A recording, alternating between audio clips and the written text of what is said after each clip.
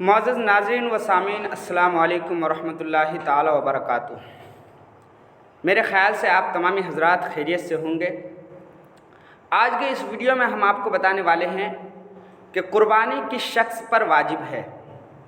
तो आइए वीडियो को शुरू करने से पहले आप तमामी हज़रात से एक छोटी सी गुजारिश है कि अगर आप हज़रात अभी तक मेरे चैनल को सब्सक्राइब नहीं किए हैं तो सब्सक्राइब कर लीजिए, लाइक कीजिए और अगर वीडियो आपको अच्छा लगे तो कमेंट में लिख करके ज़रूर बताइए और साथ ही मेरे वीडियो को अपने दोस्तों में भी शेयर कीजिए ताकि उन्हें भी मालूम हो जाए कि कुर्बानी किस शख्स पर वाजिब है।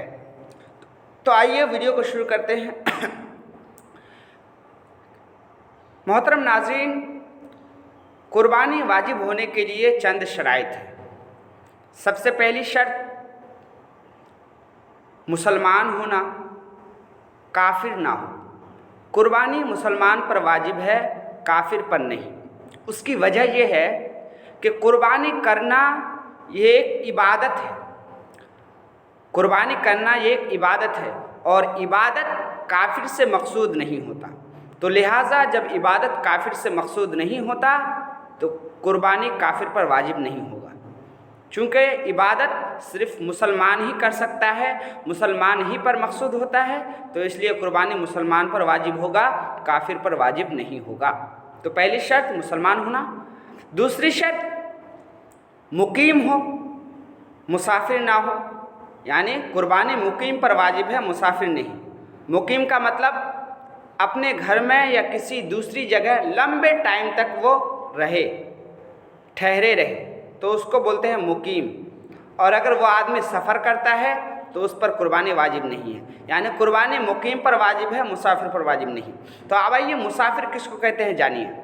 मुसाफिर उस शख्स को कहते हैं जो अपनी जाए इकामत से 92 किलोमीटर के फासले पर किसी जगह 15 दिन के लिए या उससे कम के लिए रहने का कस्द इरादा करे। यानी अपने घर से 92 किलोमीटर किसी जगह पर 15 दिन के लिए या उससे कम रहने का कस्द इरादा करे, वो शख्स मुसाफिर है, उस पर कुर्बानी वाजिब नहीं। अब ये 92 किलोमीटर का फासला चाहे वो जदीद ज़राए से तय करे, जैसे कि हवाई जहाज़ हुआ, ट्रेन हुई, रेलगाड़ी हुआ, मारुति, बोलेरो या मोटरसाइकिल, या पैदल ही चल करके इस रास्ते को तय करे, या फिर वो घोड़े पर सवार होकर के तय करे। पर शर्त ये है कि अपने घर से बाहर, अपने शहर से बाहर और जिस आबादी में वो रहने वाले हैं उस आबादी से पहले इस दरमियान में 92 किलोमीटर का फासला हो। अगर 92 किलोमीटर का फासला है और वो 15 दिन या 15 दिन से कम रहने का इरादा किया है तो उस शख्स पर कुर्बानी वाजिब नहीं है।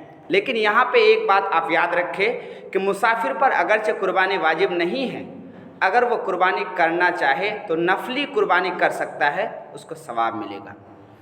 तो दूसरी शर्त क्या हुआ कि मुकीम पर कुर्बानी वाजिब है, मुसाफिर पर कुर्बानी वाजिब नहीं। तीसरी शर्त मालिक निसाब हो। मालिक निसाब पर कुर्बानी वाजिब है। अब मालिक निसाब किस शख्स को कहते हैं तो देखिए, मालिक निसाब उस शख्स को कहते हैं जिसके पास 7.5 तोला सोना या 52.5 तोला चांदी हो, या इसके मिक़दार का कोई सामान हो, या फिर इतना पैसा हो, तो वो शख्स मालिक निसाब है, हाजत असलिया को छोड़कर। यानी जिस शख्स के पास 7.5 तोला चांदी, सोना या 52.5 तोला चांदी हो, या इसके मिक़दार का कोई सामान हो या पैसा हो, हाजत असलिया को छोड़कर, वो शख्स मालिक निसाब है। हाजत असलिया बोले तो जैसे कि रहने का मकान, जाड़े गर्मी के कपड़े, पहनने के कपड़े, और क्या कहते हैं कि बर्तन, सवारी, खादिम, गुलाम, गाड़ी, तो ये तमाम चीज़ें उनकी ज़रूरियात में से है।